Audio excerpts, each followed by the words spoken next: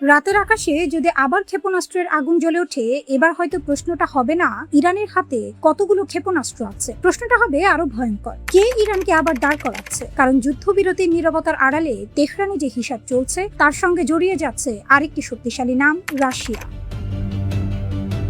Iran বলছে পরবর্তী যুদ্ধ হলে আগের মতো অস্ত্র নিয়ে মাঠে নামবে না। নতুন প্রজন্মের ওয়ারহেড, বাড়ানো পাল্লা, উন্নত নির্ভুলতা এবং আরো বেশি ধ্বংস ক্ষমতার কথা বলছে ইসলামিক রিভলিউশনারি গার্ড কর্পস বা IRGC। অর্থাৎ যুদ্ধ থেমে থাকলেও প্রস্তুতি থেমে নেই। আর ঠিক এই সময়েই মস্কো তেহরান সম্পর্কের কয়েকটি গুরুত্বপূর্ণ দরজা আবার খুলছে। রাশিয়ার রাষ্ট্রীয় পারমাণবিক সংস্থা রোসাটমের কর্মীরা বুশেহর পারমাণবিক বিদ্যুৎ কেন্দ্রে ফিরছে। দ্বিতীয় ও তৃতীয় ইউনিটের কাজ এগিয়ে নেওয়ার পরিকল্পনা রয়েছে। ইরানও প্রকাশ্যে বলছে রাশিয়ার সঙ্গে শান্তিপূর্ণ পারমাণবিক সহযোগিতা অব্যাহত থাকবে।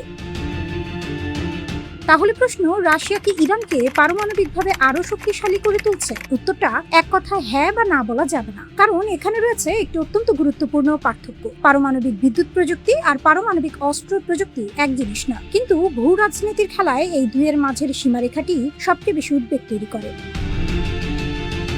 রাশিয়া দীর্ঘদিন ধরে ইরানের বুশেহর পারমাণবিক বিদ্যুৎ প্রকল্পের সঙ্গে যুক্ত। রোসাটম দ্বিতীয় ও তৃতীয় ইউনিট নির্মাণের কাজ করছে, আর দুই ইউনিটের সম্মিলিত ক্ষমতা প্রায় 2100 মেগাওয়াট।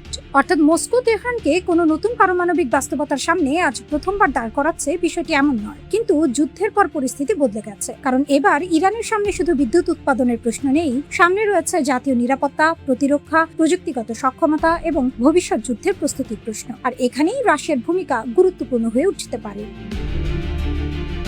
বুশেহর থেকে শুরু করে জ্বালানি, অবকাঠামো, রেল যোগাযোগ, বাণিজ্য, মস্কো ও তেহরান একাধিক কৌশলগত খাতে সহযোগিতা বাড়াচ্ছে। রাশিয়া ইরান উত্তর দক্ষিণ করিডোরও দুই দেশের জন্য গুরুত্বপূর্ণ হয়ে উঠছে। সম্পর্কটি শুধু পারমাণবিক বিদ্যুৎ কেন্দ্রের মধ্যে আটকে নেই, আরো বড় পরিবর্তন ঘটছে সামরিক ক্ষেত্র।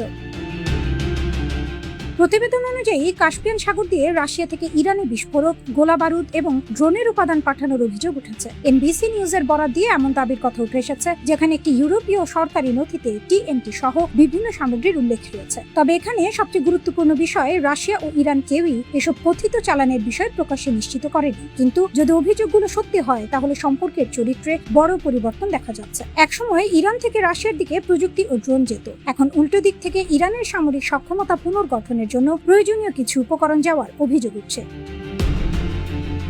যুদ্ধের সবচেয়ে বড় শিক্ষা হলো, শুধু একটি ক্ষেপণাস্ত্র ধ্বংস করলেই যুদ্ধ জেতা যায় না। ধ্বংস হওয়া অস্ত্র কত দ্রুত আবার তৈরি করা যায়, সেটিও যুদ্ধের শক্তির অংশ। ইরান যদি তার ক্ষেপণাস্ত্র, ড্রোন ও সামরিক অবকাঠামো দ্রুত পুনর্গঠন করতে পারে, তাহলে আগের যুদ্ধের ক্ষয়ক্ষতি ভবিষ্যৎ সংঘাতে দীর্ঘমেয়াদী দুর্বলতা হয়ে থাকবে না। আর এই জায়গাতেই রাশিয়ার সম্ভাব্য সহায়তা তেহরানের জন্য গুরুত্বপূর্ণ হয়ে উঠতে পারে। তবে সবচেয়ে বড় রহস্যটি অন্য জায়গায়। পারমাণবিক সহযোগিতা। রাশিয়া প্রকাশ্যে বলছে ইরানের সঙ্গে তাদের সহযোগিতা শান্তিপূর্ণ পারমাণবিক কর্মসূচিকে কেন্দ্র করে। রুশ পররাষ্ট্র মন্ত্রণালয় জানিয়েছে বুশেহর সহ শান্তিপূর্ণ পারমাণবিক সহযোগিতা অব্যাহত থাকবে। রাশিয়ার সহায়তায় বুশেহর প্রকল্পের দ্বিতীয় ও তৃতীয় ইউনিটের কাজও এগিয়ে নেওয়া হচ্ছে। মস্কোর পক্ষ থেকে স্পষ্ট করা হয়েছে প্রকল্পটি চলছে এবং অতিরিক্ত ইউনিট নির্মাণ অব্যাহত থাকবে। তাহলে কি এর অর্থ রাশিয়া ইরানকে পারমাণবিক বোমা বানাতে সাহায্য করছে? এমন দাবি করার মতো নির্ভরযোগ্য প্রমাণ এখানে নেই। বরং বুশেহরের মতো বেসামরিক পারমাণবিক প্রকল্পের ক্ষেত্রে রাশিয়া বহু বছর ধরে জ্বালানি, নির্মাণ এবং প্রযুক্তিগত সহায়তার সঙ্গে যুক্ত। এমনকি অতীতে বুশেহর প্রকল্পের ব্যবহৃত জ্বালানি রাশিয়ায় ফেরত পাঠানোর ব্যবস্থাও ছিল। এর উদ্দেশ্য ছিল ব্যবহৃত জ্বালানি থেকে প্লুটোনিয়াম আলাদা করার সম্ভাবনা নিয়ে আন্তর্জাতিক উদ্বেগ কমানো। কিন্তু এখানেই গল্পের আসল সাসপেন্স, কারণ একটি দেশের পারমাণবিক বিদ্যুৎ অবকাঠামো যত বড় হয়, তার পারমাণবিক বিজ্ঞান, প্রকৌশল, জ্বালানি ব্যবস্থাপনা এবং প্রযুক্তিগত সক্ষমতাও তত বিস্তৃত হয়। আর ইরান ইতিমধ্যে বিশ্বের অন্যতম বিতর্কিত পারমাণবিক কর্মসূচির অধিকারী। তাই রাশিয়া যখন ইরানের বেসামরিক পারমাণবিক সক্ষমতা বাড়াতে সাহায্য করে, তখন ওয়াশিংটন ও তেল আবিবের দুশ্চিন্তা শুধু একটি বিদ্যুৎ কেন্দ্র নিয়ে থাকে না, তারা তাকায় ভবিষ্যতের পারমাণবিক সক্ষমতার দিকে।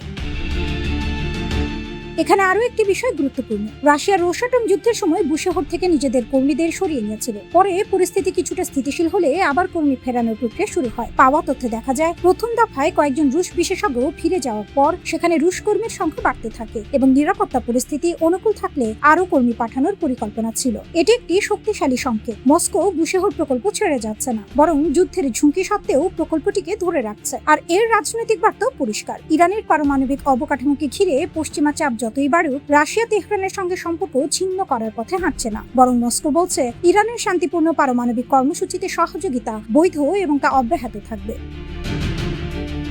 পশ্চিমাদের সবচেয়ে বড় আতঙ্ক হলো রাশিয়ার বৈজ্ঞানিক সহায়তা। ক্রেমলিনের শীর্ষ পারমাণবিক বিজ্ঞানীরা কি ইরানকে পারমাণবিক ওয়ারহেড ক্ষুদ্রাকৃতির প্রযুক্তিতে সাহায্য করছে? ইরান বেশ জোর দিয়ে দাবি করে তাদের পারমাণবিক কর্মসূচি সম্পূর্ণ শান্তিপূর্ণ। IAEA বলছে তারা কোনো সক্রিয় পারমাণবিক অস্ত্র কর্মসূচির প্রমাণ পায়নি। তবে অস্ত্রমানের ইউরেনিয়াম তৈরি করাই শেষ ধাপ নয়। একটি কার্যকর বোমা বানাতে আরো জটিল কিছু ধাপ পার হওয়া প্রয়োজন, যেমন ওয়ারহেড ডিজাইন, সংযোজন এবং ডেলিভারি সিস্টেম তৈরি। স্বাধীন অস্ত্র নিয়ন্ত্রণ বিশেষজ্ঞ প্যাট্রিসিয়া লুইস বলেন, 2003 সাল পর্যন্ত ইরান ওয়ারহেড নকশার কিছু সক্ষমতা তৈরি করেছিল। এরপর সেই কর্মসূচি বন্ধ হয়েছে বলে মনে হয়। তবে তিনি সতর্ক করে বলেন, 2015 সালের চুক্তি ভেঙে পড়া এবং নতুন চুক্তির আলোচনা বারবার ব্যর্থ হওয়ার পর ইরান আবার ওয়ারহেড তৈরির সক্ষমতা বাড়ানোর পথে হাঁটতে পারে।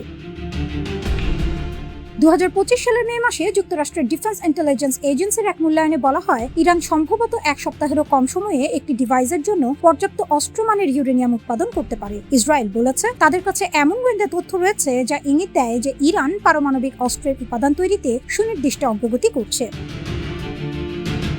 এখন ফিরে আসা যাক ইরানের ক্ষেপণাস্ত্র শক্তির কথায়। IRGCর বক্তব্য অনুযায়ী পরবর্তী যুদ্ধ হলে নতুন ওয়ারহেড, বেশি নির্ভুলতা এবং বাড়ানো পাল্লার অস্ত্র ব্যবহার করা হতে পারে। অর্থাৎ তেহরান আগের যুদ্ধ থেকে শিক্ষা নেওয়ার দাবি করছে। আর যদি এর সঙ্গে সামরিক শিল্প পুনর্গঠন, ড্রোন সক্ষমতা পুনরুদ্ধার এবং রাশিয়ার সঙ্গে বাড়তে থাকা প্রযুক্তিগত ও অর্থনৈতিক সম্পর্ক যুক্ত হয়, তাহলে ইরানের সামনে একটি নতুন কৌশলগত চিত্র তৈরি হয়। একদিকে ক্ষেপণাস্ত্র, অন্যদিকে ড্রোন, তার সঙ্গে পারমাণবিক বিদ্যুৎ অবকাঠামো, আর পেছনে রাশিয়ার সঙ্গে গভীরতর কৌশলগত সম্পর্ক। এটি এমন একটি সমীকরণ যে যুক্তরাষ্ট্র ও ইসরায়েলকে ভবিষ্যৎ সংঘাতের হিসাব নতুন করে করতে বাধ্য করতে পারে। কারণ শক্তিশালী ইরান মানে শুধু শক্তিশালী একটি রাষ্ট্র নয়, এর অর্থ পারস্য উপসাগরে আরো কঠিন সামরিক সমীকরণ, হরমুজ প্রণালীতে আরো বড় কৌশলগত ঝুঁকি এবং মধ্যপ্রাচ্যে যুক্তরাষ্ট্রের সামরিক উপস্থিতির ওপর আরো চাপ। রাশিয়ার দৃষ্টিকোণ থেকেও হিসাবটি পরিষ্কার হতে পারে। মধ্যপ্রাচ্যে এমন একটি ইরান যে নিজের অস্ত্রভান্ডার দ্রুত পুনর্গঠন করতে পারে এবং একই সঙ্গে রাশিয়ার সঙ্গে অর্থনৈতিক ও পারমাণবিক সহযোগিতা বাড়াতে পারে ওয়াশিংটনের জন্য, সেটি একটি অতিরিক্ত কৌশলগত চ্যালেঞ্জ। কারণ তখন যুক্তরাষ্ট্রকে একসঙ্গে ইউরোপ, ইউক্রেন, মধ্যপ্রাচ্য এবং ইন্দো প্যাসিফিক একাধিক ফ্রন্টে নজর দিতে হয়। আর তেহরানের জন্য সবচেয়ে গুরুত্বপূর্ণ বিষয় হলো সময়।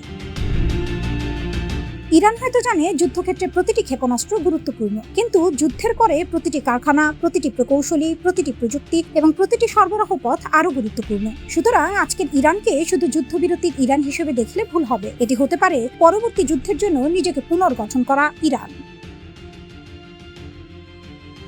এদিকে ইরানের সামরিক বাহিনীর পক্ষ থেকেও এসেছে আরেকটি চাঞ্চল্যকর বার্তা। মার্কিন আগ্রাসন যদি বাড়তে থাকে, তাহলে পারমাণবিক অস্ত্রের বিস্ফোরণ ঘটানোর হুমকি দিয়েছে তারা। ইরানের এক জ্যেষ্ঠ ধর্মীয় নেতাও একই সুরে বলেছেন, শত্রুরা আগ্রাসন বাড়ালে ইরানের সামরিক বাহিনী পারমাণবিক অস্ত্র হাতে তুলে নিতে দ্বিধা করবে না। তার স্পষ্ট ঘোষণা, ইরানের পারমাণবিক কর্মসূচি একান্তই তাদের নিজস্ব অভ্যন্তরীণ বিষয়, অন্য কোনো দেশের এতে নাক গলানোর অধিকার নেই। কিন্তু এখানেই প্রশ্ন আসে, ইরানের হাতে আসলে কি আছে? জাতিসংঘের পরমাণু পর্যবেক্ষক সংস্থা IAEA বহুদিন ধরেই সতর্ক করে আসছে যে ইরানের কাছে 60%-এরও বেশি মাত্রায় সমৃদ্ধ ইউরেনিয়াম মজুদ রয়েছে। যদি এই ইউরেনিয়াম 90% মাত্রায় সমৃদ্ধ করা হয়, তাহলে একাধিক পারমাণবিক অস্ত্র তৈরির সক্ষমতা অর্জন করতে পারে তেহরান। আর এখানেই যুক্তরাষ্ট্র ও পশ্চিমা বিশ্বের ঘুম হারাম। IAEA এর ধারণা অনুযায়ী গত বছরের 13 জুন যখন ইসরায়েল বিমান হামলা শুরু করে, তখন ইরানের কাছে 60% পর্যন্ত বিশুদ্ধ 440 কেজি ইউরেনিয়ামের মজুদ ছিল। এর অর্থ 90% অস্ত্রমানের পর্যায়ে পৌঁছাতে প্রযুক্তিগতভাবে খুব কাছাকাছি। গত অক্টোবরে গ্রোসি অ্যাসোসিয়েটেড প্রেসকে বলেছিল, এই পরিমাণ ইউরেনিয়াম যদি আরও সমৃদ্ধ করা হয়, তাহলে তা 10টি পারমাণবিক বোমা তৈরির জন্য যথেষ্ট। গত বছরের মে মাসে ইসরায়েল ও যুক্তরাষ্ট্রের হামলার আগে মার্কিন প্রতিরক্ষা গোয়েন্দা সংস্থা এক মূল্যায়নে জানায়, ইরান সম্ভবত এক সপ্তাহেরও কম সময়ে প্রথম পারমাণবিক অস্ত্র তৈরির জন্য যথেষ্ট অস্ত্রমানের ইউরেনিয়াম উৎপাদন করতে পারত। তবে সবচেয়ে চমকপ্রদ তথ্য হলো, বিশ্লেষকদের দাবি সাম্প্রতিক যুদ্ধ শুরুর আগেই ইরান তাদের সমৃদ্ধ ইউরেনিয়াম গোপন ও নিরাপদ স্থানে সরিয়ে ফেলেছিল। এখন সেগুলো দিয়ে ইরান আসলে কি করছে তা নিয়ে IAEA এর কাছেও কোনো নিশ্চিত তথ্য নেই। এক প্রকার অন্ধকারে হাতড়ে বেড়াচ্ছে গোটা বিশ্ব। আরও একটি বিষয় লক্ষণীয়, সাম্প্রতিক সংঘাতে ইরানের কঠোর পাল্লা প্রতিক্রিয়ার মুখে যুক্তরাষ্ট্র রীতিমতো কোণঠাসা হয়ে পড়েছে বলে দাবি করছেন পর্যবেক্ষকরা। এমন প্রেক্ষাপটে হরমুজ প্রণালী নিয়ে যুক্তরাষ্ট্রের নানা কৌশলগত তৎপরতার মধ্যেই ইরান বারবার হুঁশিয়ারি দিচ্ছে, মার্কিনীদের চমকে দেওয়ার মতো প্রস্তুতি নিয়ে রেখেছে তাদের সর্বোচ্চ প্রতিরক্ষা বাহিনী IRGC।